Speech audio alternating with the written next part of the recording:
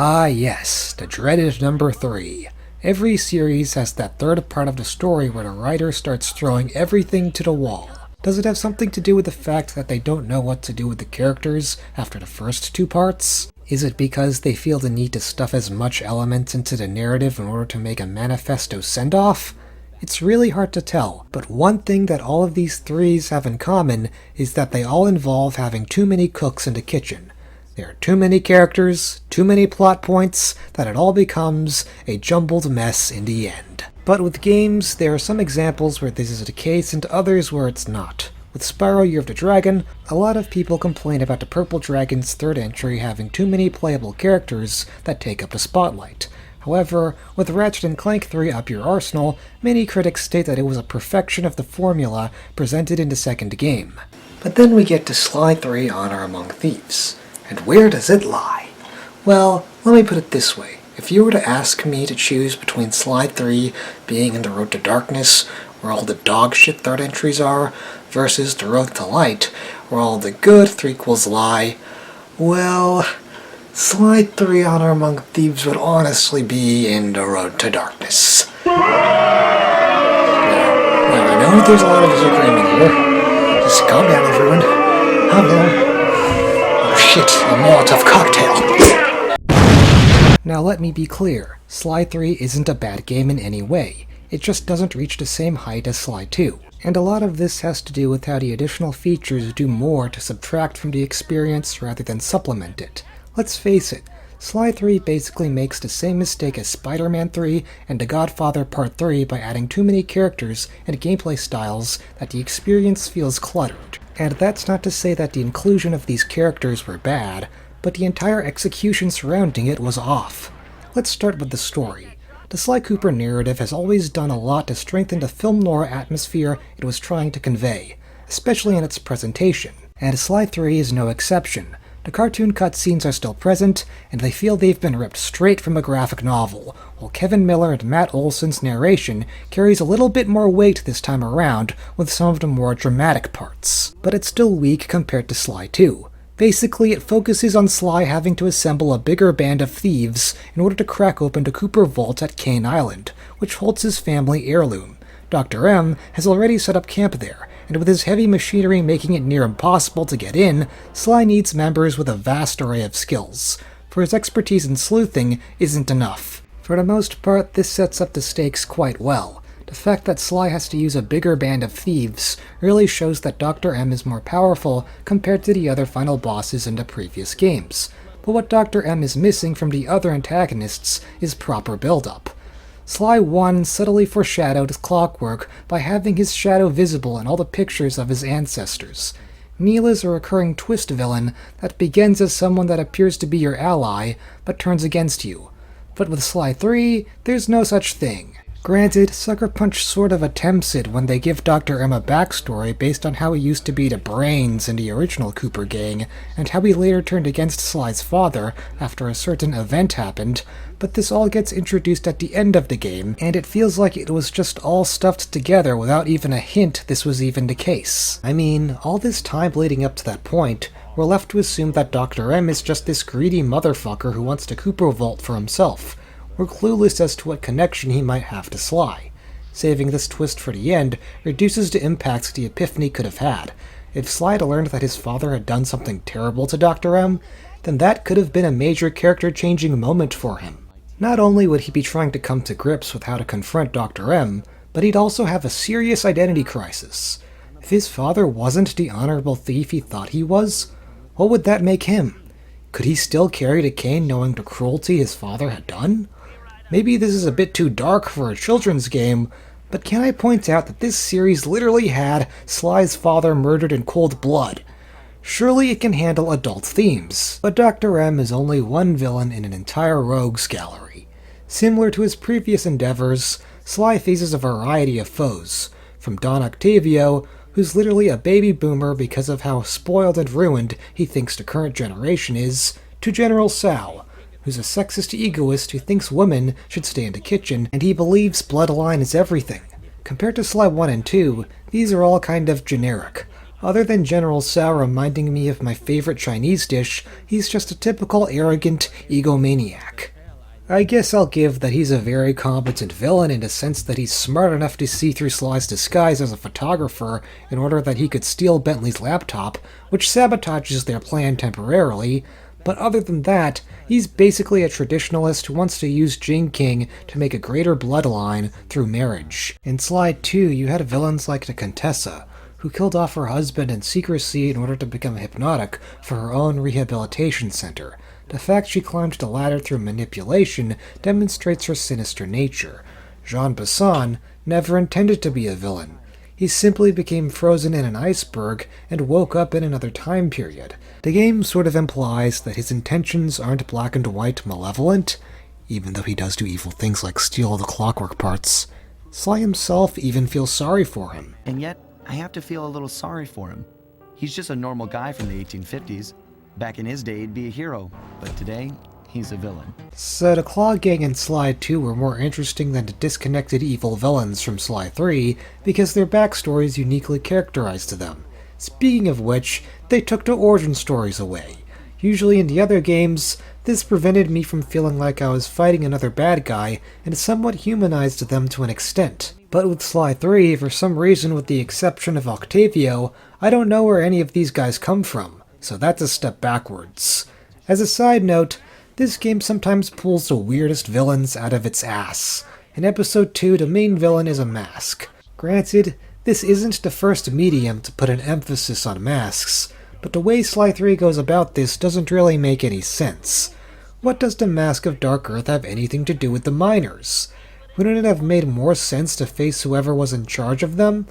I guess there's some kind of lore behind the Mask of Dark Earth, but it's not really shown to the player. Thankfully, the other villains are anthropomorphic in nature, but the fact Sucker Punch had to throw something like the Mask of Dark Earth really shows that the villain roster wasn't thought out too carefully. But the worst part about these villains is that they have no relation with one another. In the previous installments, each of the members were a part of a gang like the Fiendish Five and the Claw Gang. The Claw Gang took it a step further by having a shared goal in distributing spice to poison people, and each of the members, except for Dimitri, appeared for at least 2 episodes, which made their presence felt. In a way, Sly 3 returns to the way Sly 1 did it by having all the villains only appear for 1 episode and working towards separate desires. Because of this, there doesn't seem to be a major threat holding back Sly other than Dr. M. There are little things like Penelope getting kidnapped by Lefouille or Sao stealing the laptop, but they get resolved so quickly in a single episode that the danger feels moot. However, while they weren't connected in an explicit way throughout the story, thematically there was a common message that played throughout each of their endeavors. Sly 3's story is supposedly about Sly separating himself from his family's legacy so that he could make his own personal purpose. Therefore, each of the villains, with the exception of the Mask of Dark Earth, all connect their identity to some devotion to the past. Octavio couldn't stand the fact that rock and roll started to replace opera, so he made it his goal to revive the lost era. This also sort of caused him to look down on the current generation for using new methods that seemingly weren't as effective. However, when Murray defeats him, he realizes the error of his anachronistic ways and admits that a new generation has stepped in, which is kind of funny how he came to the realization of that. I mean, all that Murray had to do was throw a few punches, and he realizes the error of his ways. Sao puts a lot of emphasis on his family lineage to bolster his own sense of superiority. The only reason that he wants to marry Jing King is because he desires the Panda King's bloodline, considering the latter's greatness in such time period. It of course makes Sao quite the egomaniac, and in a way he's trapped within his narcissism of the power of his family name, as seen with the devastation he feels when something as simple as his temple is destroyed, and how he feels like the ways of his ancestors must constantly be respected. And not to mention that he has a rather antique view of woman. She's a woman! She doesn't know up from down. Once I convinced her father to take up meditation, she was ripe for the picking. I've faced a lot of bad men in my time, but you, sir, are the worst. Captain Lefouille is actually quite similar in the sense that he takes a lot of pride in his own intelligence, as well as having some rather traditional cultural views.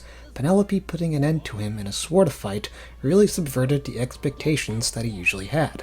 The same could be said for General Tsao, when he's put behind bars by none other than the female deuteragonist herself, Carmelita Fox. And my favorite aspect about these thematic commonalities with all of these villains is that it's not simply to connect them behind a simple theme, but it also plays a role in the ultimate character development of Sly Cooper himself. The entire premise of Sly in this game is that he's trying to uncover the Cooper Vault, which hides all the treasure that makes up his ancestral legacy. His main goal in doing this is to live up to his family name. However, in the end, while he's being crushed to death, he comes to realize that such achievement wasn't the most satisfying thing to him at the moment. In fact, all he could think about was how he had never taken the next step with Carmelita, and how his personal life would forever be unfulfilled. Of course, the epiphany comes towards the ending of the game, but if you were paying attention to all the different villains having characteristics of being trapped in traditional ways, being defined solely with how strictly they adhered to a certain over-encompassing societal factor, then you would have pieced together where Sly's thinking came from. He didn't want to take part in the same unfulfillment that his foes experienced, and therefore gave up his family fortune for his friends so that he could develop his own sense of meaning. Overall, I really like this. Again, maybe we could have seen Sly contemplate this more throughout the game, but the message of making your own identity separate from what's normally expected of you really resonates with me. So overall, the villains are a bit of a mixed bag to say the least. They're all definitely a step backwards from the Claw Gang and Fiendish Five. However, the shared thematic elements add quite a bit more depth to the overall story. While they don't make as much of a presence and feel too separate, the villains of Sly 3 at least affect the journey of the main protagonists in an implicit way. And speaking of the protagonists, the Cooper Gang has some brand new members. I've already talked a little bit about Penelope, considering that she was the Black Baron in episode 4, but besides her character growth of forming her own identity, it was really cute seeing another nerdy, dorky RC geek fall in love with Bentley. Both of them share a lot of good chemistry together, and she even gets to have her own moment when she breaks out of captivity and duels LaFouille to save him. However, I always thought it was kind of strange when she initially seems to fall for Sly. Like, this doesn't go anywhere, and it only serves to create a lot of tension between Bentley and Sly. I guess this proves that she really was evil all along. Sly 4 really didn't pull that out of its ass. All this time, she had merely been trying to turn Sly and Bentley against one another so that she could do her evil plan in Thieves in time. But with all seriousness, Sucker Punch didn't simply make her snobbish personality likable with her character. Her design also seems to give off a schoolgirl look with her jean cut-off overalls and glasses. I've gotta say that it sucks how Thieves in Time tried to change this for a very suspicious reason. Like, for some reason, she's inside a jumpsuit now. I think I know why, but I'd rather not get into it. As for the other new character, the Guru, honestly, there's not much to say about him. To be frank, he's the only one where playing as him was more interesting than watching him develop into story. His main sort of gimmick is that even though he speaks in another language, the other characters can understand him. This is really uncanny because the game doesn't provide any subtitles, so we can't understand what the Guru is saying. Plus, Sly and Bentley are not from the area where the Guru originates, so how would they get what's coming from his mouth? I guess with Bentley, maybe it makes sense because as a smart genius, he would have been able to decipher what he was saying since he studied it. But as for Sly, well, I don't really know how Sly would have been able to figure it out. As Bentley states, Sly can't even spell ASCII. Sly can't even spell ASCII. Yeah, he's not the most technical guy. So how would he do any better with understanding the Guru? I guess with me, as someone that comes from a Korean background, I usually have no idea what my other relatives are saying, but I can sort of understand what they're trying to say based on their expressions. So it would have been interesting and more plausible if something like that was the case with communicating with the Guru. Maybe despite the fact that they couldn't understand what he was saying, the Cooper Gang could be able to sort of decipher the meaning of his words based on his body language. Or maybe an even better explanation would be Murray acting as a translator. It might sound a little nitpicky, but it's just a little weird plot hole that could use some in-universe explanation. Then again, this series is no stranger when it comes to suspending your disbelief. Behold, Herakla is born! Yeah, who really could have seen that coming? Anyway, besides the new characters, Sly 3 also brings back a couple of recurring villains seeking atonement. Panda King and Dimitri return from Sly 1 and 2, and they're not back with a vengeance this time around, With the Panda King, he is officially retired from his life of crime. He took up a life of meditation, which left his daughter to be open to be kidnapped by General Cao. This obviously left him in a weakened state, and with the Cooper gang asking him to join them to crack open the vault, he has no choice but to put aside his antagonism with Sly and to learn to make peace with him. Overall, a very fantastic character arc. I especially like how this game tries to articulate it as if the Panda King was wrestling with two different halves of himself, the inner rage of vengeance against the desire to forgive. Instead of just making it feel as if he went through an instant transformation, the game goes through the trouble to demonstrate the process he goes through in order to change. It's also really cool how they depict this like the yin-yang, that both Panda King's anger and meekness had to be balanced. They could have gone the route in which he had to force out his demons, but instead Panda King went in the direction of Riku, in which he learned to accept his darkness over suppressing it. Despite his arc being short, he's the one who had the best development of all the gang members. Dimitri, on the other hand, generally has all the charm that he had when he was in the second game. English being his second language, he continues to talk in hip phrases, and it's quite funny when he's talking with Bentley, considering that Bentley feels the need to adjust his own speech in order for Dimitri to understand. This leads to a lot of humorous exchanges. Cool, Daddy-O. How about you take your pimp self down neath the H2O and get nasty with the scuba? Yo, with bling. Hey man, you can try, but you'll never capture my essential style. It really almost makes it appear as if Bentley is insecure with how he comes across with others. Speaking of which, he himself goes through a bit of an arc himself, which involves him trying to get over the inferiority complex he has ever since he lost his ability to walk in the last game. Throughout the interactions with Penelope, Bentley becomes noticeably more jealous of Sly, especially considering that she seems to have more affection for the thieving raccoon at first, which is weird because it really doesn't go anywhere. Not to mention that it feels kind of abrupt as well. It would have been a lot better if the writers had hinted throughout the game that Bentley was envious towards Sly, instead of suddenly having him express it slightly in the 4th episode. Sure, perhaps it was supposed to serve as a parallel to what happened between Connor Cooper and Dr. M, but it feels like this thought sort of comes out of nowhere. Maybe in the first game you were able to see that Bentley and Sly didn't always have the best relationship, considering that sometimes Sly behaved in a cocky way, but this improved in Sly 2. I wouldn't say that they backtracked to what Sly 1 was doing, but it's still handled in a relatively vague way. How this could have been fixed is if Bentley continuously expressed how upset he was being confined to this wheelchair and how it made him such a burden to Sly. Maybe he wouldn't articulate it too much to the point he'd sound whiny, rather, it'd be very subtly hinted at in a dialogue, just enough for the player to sense it. As a side note, I also really like how his detective hat has been replaced with a bike helmet. Considering that bike helmets are often worn for the sake of protective gear, it shows the frailty of Bentley. It would have been more interesting if that vulnerability had been more explored throughout the game, and it kind of is considering that he finds himself in a lot of instances where he can't defend himself, but there are only a couple of parts where it explores how this affects him emotionally. Sly 3's Murray also focuses on him trying to recover from wounds of his own, this time from a more internal perspective. As is explored from the follow-up comic, Murray blames himself for the current state of Bentley. Therefore, throughout the first episode of the game, he decides to leave the gang in order to take up some mystic training under the Guru. His entire arc focuses on him trying to retain his former glory, as seen with the fact that in Venice, he quits his training in order to save Bentley, and in China, he attempts to save the Cooper van against all odds. In a way, this sort of humanizes Murray. While the second game had him seem almost unstoppable in his physique and downright threatening at times, Sly 3 makes the case that even he has his own mistakes that require him to forgive himself. There are still a lot of moments present in which Murray is a bodybuilding seismic threat. However, the game bothers to make the case that there's another side to him, for lack of a better word. This is best seen when he shows how dedicated he is in saving the team van. The moment Murray lost the van in Sly 2 was a devastating defeat for him.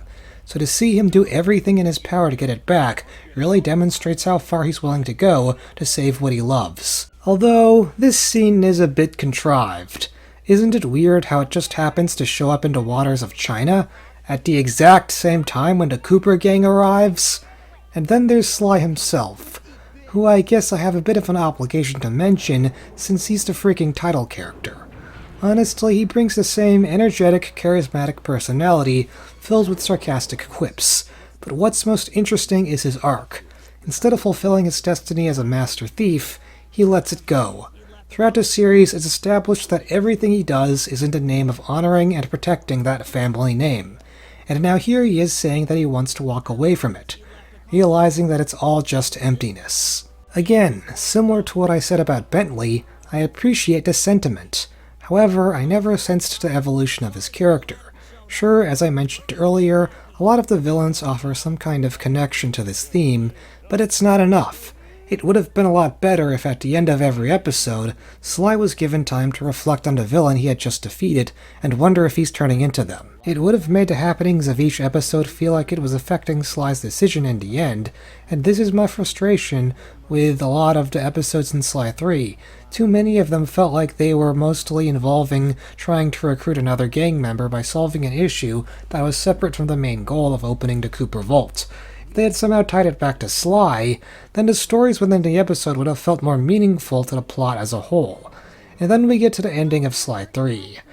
And honestly, I don't know how to talk about this one. So the way that they handle Sly getting together with Carmelita is that he fakes amnesia after taking a bullet for her from Dr. M. After Carmelita gives him a shotgun to the gut, she goes to check out Sly, and seeing that he's seemingly lost his memories, decides to lie to him that his real identity was being her sidekick.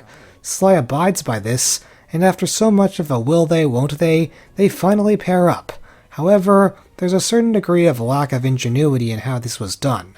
Now, maybe someone could say that Sly and Carmelita are probably never going to pair up on their own terms, but then she expresses a lot of quotes that almost indicate that she cares for him. For instance, after Dr. M shoots Sly, she responds by saying, "Nobody hurts my criminal," or when she jumps over to him to check on him, she sounds like she was doing it out of genuine concern for him over a desire to arrest him. So it would have been possible that she could have been open to starting a relationship with Sly, despite their differences. The ending of Sly 2 demonstrated how there was a hint of ingenuity between them, so maybe it would have been possible that they could have set their social statuses aside.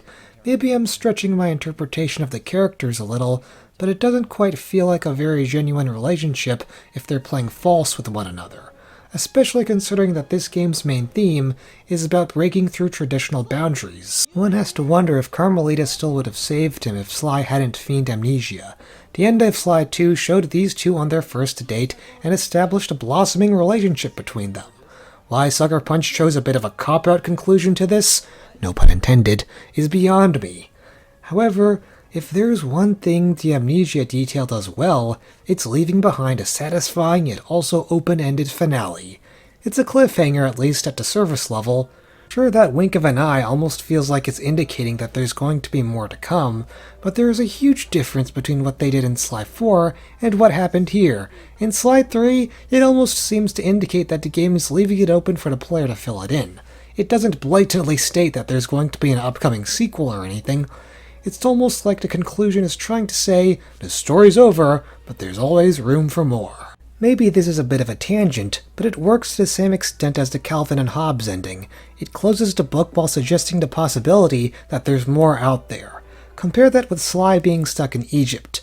It looks obvious that Sanzaro was trying to set up another sequel, and we all know how that turned out. The lesson here is to always be careful not to set up anything you might not finish, and that's exactly what Sly 3 avoided.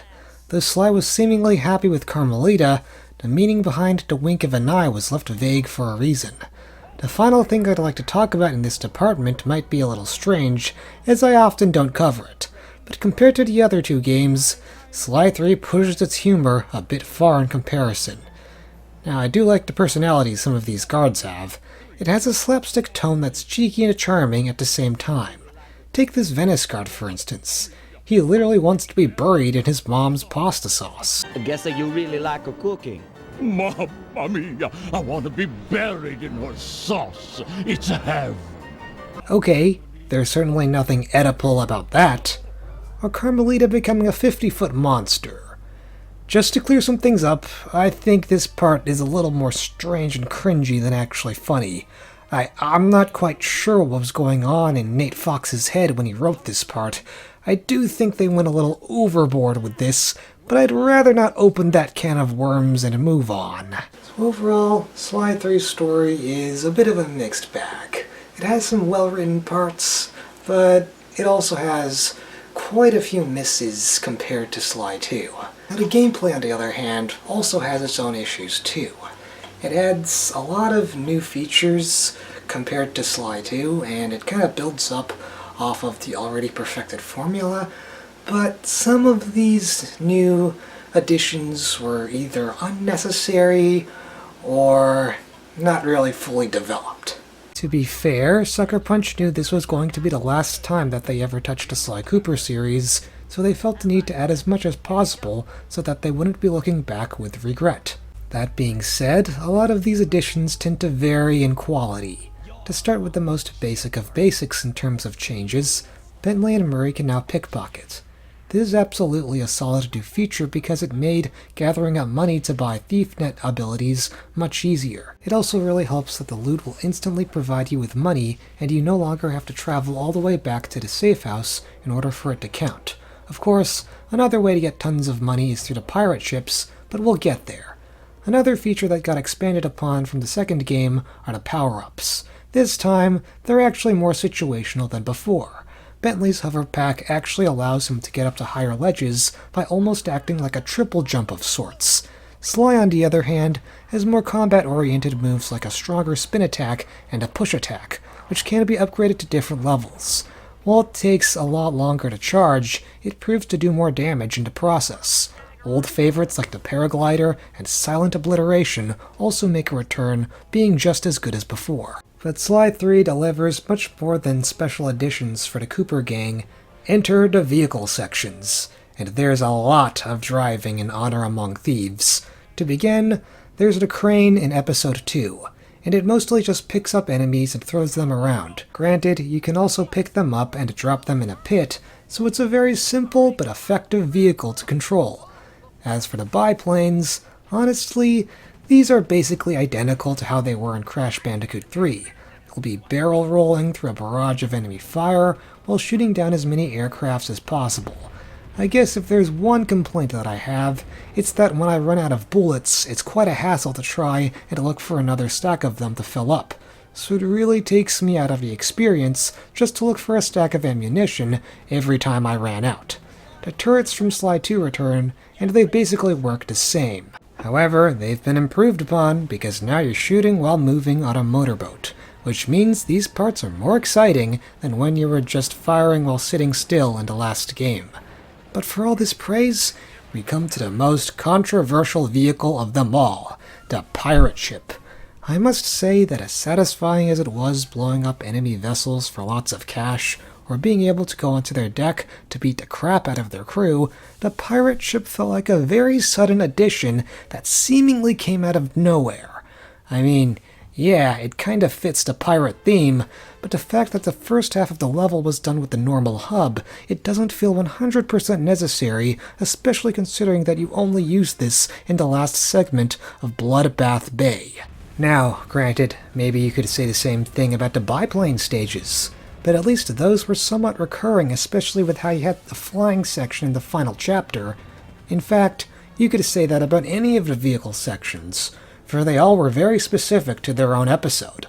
But the jarring thing about the pirate ship is that you're forced to navigate around with it, and it's such a reversal of the normal gameplay of running around the hub. It feels a little bit forced, plus it moves rather slow, which kind of tested my patience. But along with these vehicle sections come the additional gameplay styles of Bentley and Murray.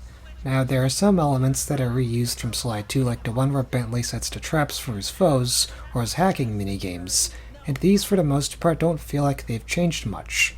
However, some new features include Murray's ball form and Bentley's code puzzles. The latter sort of brings an extra layer to the safe opening sequence that Sly often partakes in.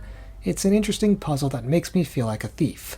I don't know, it just feels like the villains are actually putting in more effort in concealing the code, so cracking them at least provides the sensation of stealing something.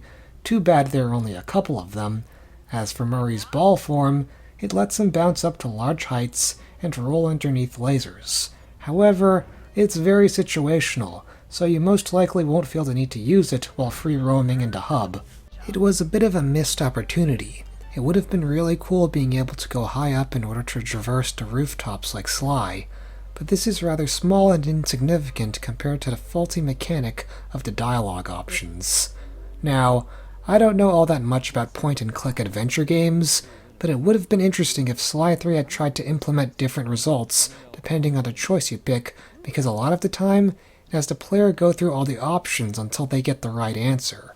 There's no choice involved in any of this. Maybe because they didn't have the budget to have alternate pathways, but what's the point if there's only one right answer that makes me move on in the game? It's an illusion of choice. That being said, there's one area where the dialogue options matter, and that's the pirate joke minigame. Although, considering that you can't say one word more than once, it's actually more restrained compared to the regular dialogue options. Honestly, it gets really annoying when you do a couple of rounds of this, and then you accidentally select the wrong word, and have to do it all over again. Oh yeah? You're a marooned, barnacle-backed angerhead. 'Tis already been said, no pirate worth his salt would reuse an insult. It's a crime before nature. What? What the fuck? The sad part about this is that this could have been cool if they had done it right, but because they don't really do anything substantial with it, these just feel like padding. And the same can be said for the little minigame that requires you to unlock the safe. These were not too bad to take care of surprisingly, but they add so little to Sly's core gameplay that it comes across as more of an inconvenience than an actual fun mini-objective to complete. But the real meat and potatoes of the changes in Sly 3 are the additional characters. So if you hate my malding so far, I'm sorry to say that when I'm talking about these guys, there's going to be a lot of it. So it's not all bad. Going over each of them in order that you meet them, the first one you get to play as is Carmelita Fox. She plays as a third-person shooter in which you can strafe around while firing her shock pistol. She also has a mega jump to traverse to rooftops. For the most part, she controls well, and there's a lot of interesting situations the missions place her in. You might expect her to deal with a lot of mobs, since she's designed as a shooter. However, Sucker Punch had a lot of her tasks put the power of her shock pistol to the test. In Holland, she had to pick a fight with none other than Mugshot, and if you remember, Sly couldn't put a dent in this guy, but Carmelita shocks him to death without any problem. Gosh, Carmelita really wasn't kidding when she said her shock pistol packs a paralyzing punch. The next character you encounter is the Guru. Now, the interesting thing with him is that he doesn't have any offensive abilities, but the real main gimmick with him is that he can mind control enemies and make them run fast as hell. Because of the momentum, a lot of his missions involve him taking control of guards and ramming them into other structures. Believe it or not, it's not too hard to control because the speed is reasonable enough, although turning can be somewhat awkward because they'll do this sudden 180 in their tracks. This, combined with the constant non-stop movement, can make it somewhat stressful to go in the right direction, which makes funny stuff like this happen.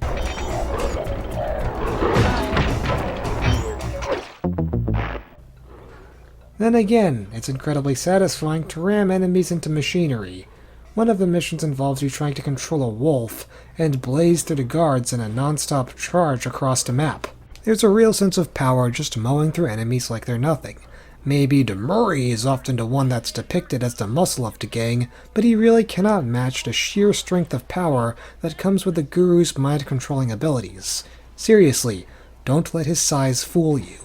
Sadly, from here on out, it just goes downhill. The next hero that the Cooper gang tries to recruit is Penelope. Now, there are two different modes for her. The first one is the RC Chopper, which returns from Band of Thieves, but this time it's somehow worse. Instead of just having to drop bombs on a target like last time, you now have to tug and yank enemies off the ground. This gets really annoying since some enemies take a number of yanks before finally being yeeted. This just gives more time for other enemies to reach the target and destroy it. It's so much less convenient than dropping bombs on the enemies as before. But the car is even worse than the chopper.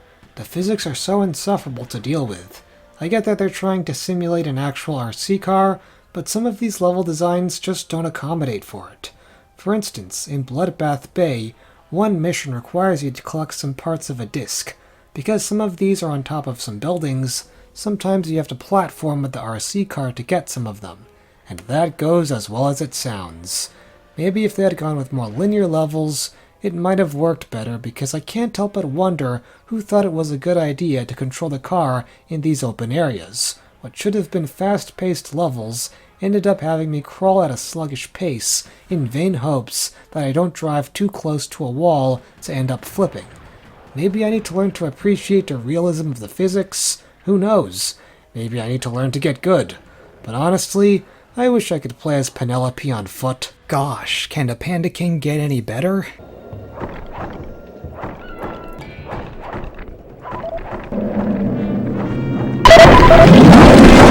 Alright, probably not.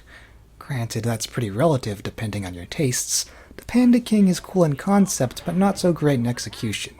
It might sound destructive to be able to pack in several fireworks to launch them into the air and blow shit up, but it really takes a lot of time to load them. Basically, while the Panda King is arming himself with ammunition, he's left open for attack, so it forces the player to aimlessly scramble about, avoiding enemies while doing this, and the process itself is just so slow and formulaic.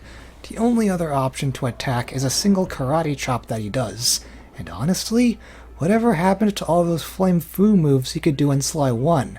Now, that being said, he has entered into a bit of a weakened form because of his daughter being kidnapped, so that probably affects him mentally, but it's just such a missed opportunity of not being able to do a Palms of Thunder on some guards. But you know what's even more of a missed opportunity? The fact that you only play as him twice in the game. Yeah, talk about unnecessary. He doesn't even get his own part in the final level, where all the Cooper gang members have a part to play in opening the vault. The Panda King, therefore, feels very much underutilized. Considering you only get to play as him a few times, it almost feels like Sucker Punch sort of didn't really care too much to flesh him out. Dimitri is better, but not by much. Well, the dude took to Sly saying his suit sucks a little too literally, so now he boasts a scuba set that allows him to dive underwater. Again, similar to the Panda King, it is very puzzling how he has all these cool moves from his boss fight that the devs didn't want him using. However, the scuba diving aspect plays decently. It involves you using the face buttons to determine your swimming direction, which can take some getting used to, and shooting torpedoes at targets is fluid. It's functional overall, but I can't quite piece together how they decided Dimitri, a nightclub owner artist, should scuba dive. This wasn't hinted at before. I guess it has something to do with him being a frog, but even then, there was no hint of this in Sly 2. And then there's the fact that you only get to play as him once before the final level. Talk about being shafted to the side. I wouldn't say I hated playing these characters, but they all had one fundamental flaw that kept them from being truly good. On the other hand, the area where Sly 3 really excels are the boss fights. For some, bosses are a waste of time to talk about, but it's probably the best part of Sly 3. In Sly 2, most of the fights had you mashing the attack button while occasionally dodging. Maybe Jean Bisson offered something a bit different, but you could tell that Sucker Punch hadn't quite solidified their thought process on designing bosses. So with Sly 3, it almost feels like they took the strategy of the first game's fights and mixed it together with the second. While the bosses for the most part had you still aggroing on them and dodging attacks once in a while, they also implemented more of a method on how you defeat them. Octavios' blows will strike Murray hard and deal a lot of damage. It's possible for Murray to land a punch here and there while constantly getting out of the way of Octavios' advances. However, because he attacks too quickly to keep up with, Murray has to activate the bursts of tar that Sly initiates through the pump. Through this, Octavio slows down with the friction of the tar, which makes it easier to hit him. Not only does this force me to pay attention to my surroundings instead of mindlessly punch him to death, but it also brings about the companionship between Sly and Murray, and makes it to good use. In the second game, it is sort of hinted at that these two are almost like sparring partners, so it was good to see this aspect come to fruition here. After the rather pathetic display from the Mask of Dark Earth, you eventually transition to the Black Baron. Once again, Sucker Punch put in a strategy to this boss fight. However, unlike the first one, which had you paying attention to environmental cues, this one has you focusing on the specific attacks of the enemy. Similar to Octavio, the Baron attacks too quickly for Sly to keep up, so in order to find an opening, he needs to pay attention to certain uppercut moves he does. It gets even more chaotic when guards start to come in, and soon you have to multitask. Granted, sometimes they can accidentally deal damage to the Baron, so that's always funny. It's a solid boss fight, all things considered. My complaint, though, is that fighting on the wing of a plane is hard to maneuver in. But these decent boss fights pale in comparison to the magnum opus of Sly bosses, General Tsao. The first part introduces a new mechanic in which Sly can leap across different points in a reed of bamboo shoots. The goal is to hit Tsao into his back while he's moving, all the while avoiding fireballs he ejects in your way. It forces the player to pay attention to the direction he's moving in to find the right time to strike. But what makes it even better is that it introduces a new mechanic while making the arena a lot bigger and more spacious. Later, the fight progresses to a different area, in which Sly and Tsao duel underneath the bamboo shoots, and with all the spells Tsao pulls off, it just gets really chaotic. I mean, how do you go wrong with summoning dragons and the dead to your aid? And the Zodiac Dragon at the end is impressive in its own right. There's quite a sense of scale to being able to get up high while riding a firework in order to get on the dragon's back. You'll dodge its attacks and give its head a couple of whacks, and then rinse and repeat. It's repetitive, but still something that gives a good dose of immense satisfaction of taking down a huge beast, David and Goliath style. But there's one really unique boss fight that really changes a lot of the game, and that's Le Fouet. It gives Penelope a chance to stand in the spotlight, and unlike the pirate ship, which felt really slow to control and extremely drastic, this sword fight felt easier to perform while also not dragging on for too long. It's simple, as all you have to do is pay attention to the elevation of his sword jabs of whether to jump or duck. Knocking him off from one mast to the next gives a nice sense of progression in the fight. While maybe it doesn't quite redeem Penelope from those awful RC car sections, it is nice to be a part of Penelope's defining moment. When they could have depicted it as a cutscene, they instead make it into a boss fight. And after Le Fouet treated her as a simple damsel in distress, it's just so cathartic being able to give him a beatdown. Sadly, I'm not sure if I can say the same for the final boss with Dr. M. Up to this point, the final boss fights usually had Sly controlling a vehicle, so finally the third game manages to do it some justice. Sly battles Dr. M while grounded, which makes the fight 1,000 times better. However, there is one major aspect that they botched, and that's the fact that Dr. M doesn't have any clear openings to exploit. I guess when he reels himself backward, that's supposed to be an indication to attack, but it happens so quickly that it's difficult to react to. Most of the time, you'll just find yourself running away from his elemental traps, and before you know it, he's already up in the air again. Basically, it's too hard to actually engage with him to fight, considering that there's really no way to punish this guy. In fact, if you want a fighting chance against Dr. M, I highly recommend that you buy at least at the first level of push attack. Rocking him regularly doesn't stagger him, and because his attacks are so fast and deal lots of damage, he can be hard to fight and nearly impossible to hit. Since the push attack knocks him backwards, it stops him in the middle of his lunge move that is notorious for kicking you in the air. Actually, if done correctly, you could continuously just beat the wind out of him by constantly pushing him. But of course, for someone as unskilled as me, I was only able to pull this off a few times. When all is said and done, it's not over yet, since there's the post-game content and the Master Thief challenges and the treasure-finding puzzles. While the first game maybe didn't do it any better with the time trials, the Master Thief challenges here really aren't any better, mainly because they are just repeats of the same mission we've done before with restrictions.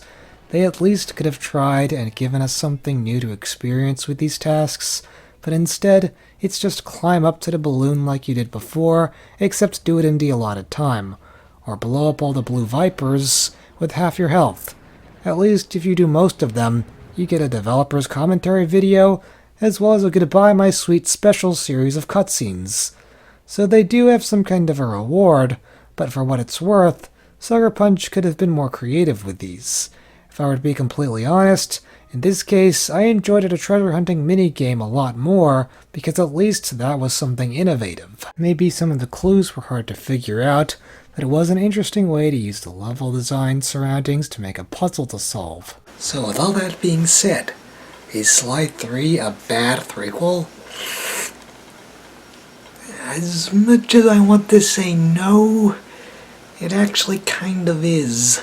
There are just so many steps back that this game takes compared to the second game, and there are a handful of pitfalls that causes it to fall apart in some areas. It doesn't do everything bad. The Guru and Carmelita manage to be solid characters to control, it manages to stay true to the charm that the second game provided, and the overall theming of the story gives the narrative a lot of weight. However, it still does not reach the heights of Sly 2, and that's really a shame, for it's another trend of the developers adding too much stuff to make the product overbloated. Thing is, a lot of these third entries suffer from rushed developments. It's the main reason a lot of them came out the way they do. Just look at how Spider-Man 3 almost was divided into separate films. There's just too much fat that needs to be cut in these threequels. So much so that it almost makes you wonder if the developer was running out of ideas with how to move on from the second one. I'll go ahead and say that I think most of the ideas from Sly 3 are good, nothing is terribly broken or anything. However, some of the elements are either underutilized, that they feel tacked on, or lacking in refinement. All that being said, Sly 3 was a satisfying closer, at least narratively speaking. If only Sanzaru Games never ruined it. Get out of my building.